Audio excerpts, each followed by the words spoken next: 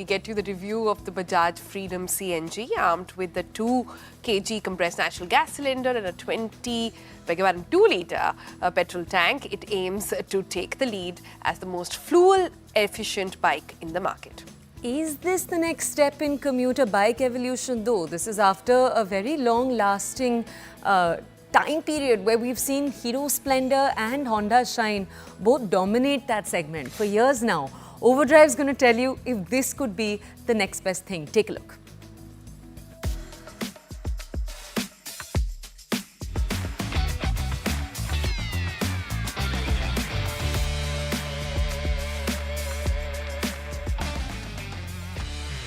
Yes, ladies and gentlemen, this is the new Bajaj Freedom, the motorcycle that's created quite a buzz online of late, and of course it is creating quite a stir in the 125cc commuter motorcycle space, primarily because this is the world's first motorcycle that actually runs on compressed natural gas. You heard that right, CNG. There's a 2 kg tank for that CNG storage just here under the seat, and you also have a 2-litre tank right here. It does run on 2 types of fuel, and of course it promises to take sustainable mobility to a different level altogether. Exactly how effective is it out on the road? We are about to find out.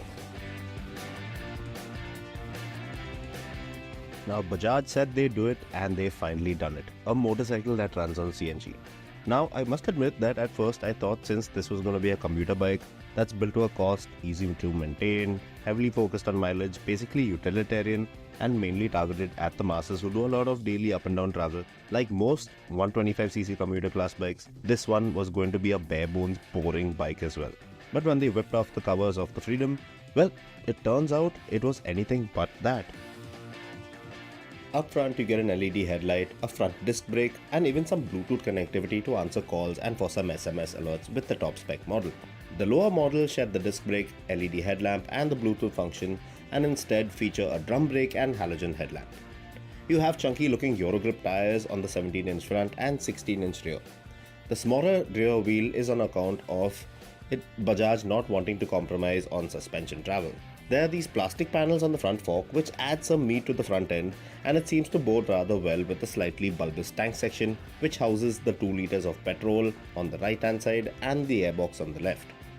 Pop open the fuel lid and you'll see that both the petrol and CNG fueling caps are neatly integrated under there. Atop the handlebar with its simplistic but durable feeling switchgear is the neatly laid out reverse LCD display that shows off the time, speed, gear position, trip with consumption readings and CNG fuel level reading. But this fuel level reading goes blank when you switch to petrol. There are also indicator lights that sit atop that show you what fuel the engine is running on as well. Moving behind, you have a rather long but flat 785mm bench seat which could, although not ideal or safe, seat 3 up easily. Beneath the seat you have the 2 kg tank nestled within the trellis frame which acts as a protective cage for this tank. The single 125cc engine is a stress member in this ordeal and is horizontally laid out to optimize space.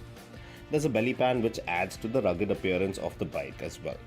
So a commuter motorcycle that looks neat and tidy is always a good thing, right? But as always, the defining points of any commuter motorcycle are its rate of running efficiency and the level of ride comfort it provides.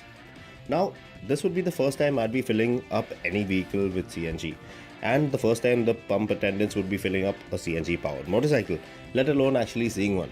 So it was a new and exciting experience for everyone involved. The Freedom weighs in at 149 kg with a full tank of CNG contributing to around 17 kg of that number. It feels nice and light for the city and weighs up just about alright on the highway too. But what's better is this motorcycle seat, which gives you all the room you need to move around and make yourself comfy on long stints in the saddle. It's just so easy to chuck this one about in the city on a daily basis. It's simple but very to the point. It gives you just what you'd expect from a 125cc commuter bike perspective, and then some for sure. But just as with most first time evers, the Freedom does have its share of shortcomings. The gearbox needs to be improved because I hit a number of false neutrals in the higher gears on multiple occasions. Then there's the question of the LED headlight, which is pretty much useless in the rain apart from indicating your presence to oncoming traffic. And the fueling in CNG mode needs some fine tuning because there are some times where you try to pull away from a signal and the motor just appears to be struggling, trying to grab for some fuel to burn, and it's just left there blocking traffic with no power to pull away. Well, that's a bit annoying. Now, although there's no option of ABS throughout the variants, which some might see as an issue, I was really happy with the performance of the tyres and the brakes on the Freedom. Bajaj have really done an outstanding job with this configuration, with the way this motorcycle is set up, because it doesn't end just at efficiency.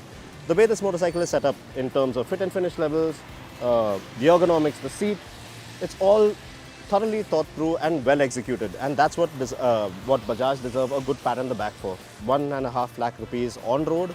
Well, this makes a very convincing package, and if you are in the market for a 125cc commuter, this should very well be the motorcycle that you should be looking at. Of course, there are a couple of issues that Bajaj will have to iron out, which we're sure they're going to manage in the next couple of months. But this one, for a commuter motorcycle, is really outstanding, and as far as sustainable mobility goes, Bajaj have really upped the game with this one.